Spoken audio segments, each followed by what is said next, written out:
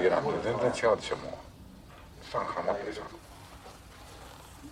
この屋根からね、ね、その右の屋根から隣の屋根に飛び移って駆け抜けて、その緑色の壁があるでしょ、緑と青っぽい、そのところに飛びついて配管をよじ登ってですね、屋根の上を走ってさらに向こうのビルに行くっていうのをアニメーションでやったら面白いでしょ。それで電線の上歩けたら向こう側にも行けるはずなんですよ。もう上から見ると本当に全部むき出しにいろんなものが見えるんですよ。ブロック塀の上を走り抜けることできるはずなんですよ。そうやっただけでね、つまんない街だと思ってるとかとんでもない映画の舞台になるんですよ。そうやって見ると結構面白いでしょ。面白いんですよ。はるか向こうまで行けそうな気がするよね。いけんじゃないかな。Anime was a mistake is a quote falsely attributed to legendary Studio Ghibli director Hayao Miyazaki, which makes the rounds whenever he releases a new film.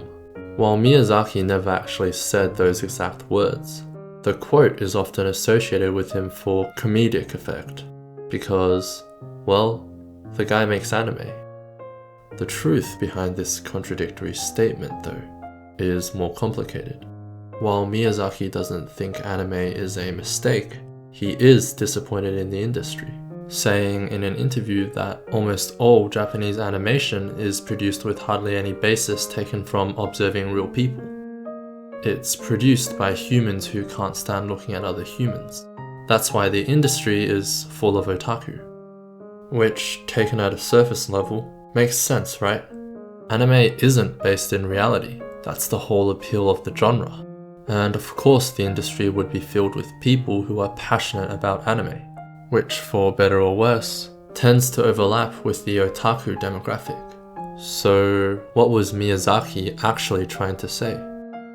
Well, in the context of the interview he was in, he was talking specifically about how women are drawn in anime, but the quote also applies in a more general sense to how most animes are written today, as opposed to how Miyazaki writes his stories. 映画の奴隷になってんだから、もう自分が好きなようにやってんじゃないんだよ。この映画はこうしなきゃいけないっていう宿命を背負ってるんですよ。For anyone who's seen a Miyazaki film, it's pretty apparent that his stories are set in fantasy, but the actual characters are grounded in reality. Although his stories are about gods, spirits, and talking pigs, Miyazaki never fails to capture the subtleties of real life through his characters. Chihiro is fearful but resilient. Howl is charming but erratic. Porco is fearless but self-loathing. Perhaps the character that best represents Miyazaki's craft, though, isn't one of his main characters, but rather a prominent side character in Lady Eboshi. I remember watching Princess Mononoke as a kid and hating Eboshi's guts because she massacred the cool-looking talking animals. But rewatching it as an adult, I was conflicted as to whether or not to view her as a bad person. After all, she caused irreparable harm to the forest and its inhabitants in order to further her mining operations. But at the same time, she's an emancipator of women and a provider of shelter and acceptance to the terminally ill.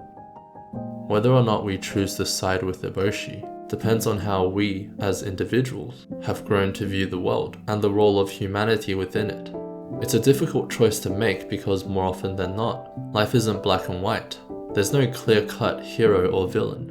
Moral ambiguity is the norm. This is a reality that Miyazaki seeks to convey through his films. There are layers to his stories that give them a quality often lacking in today's anime.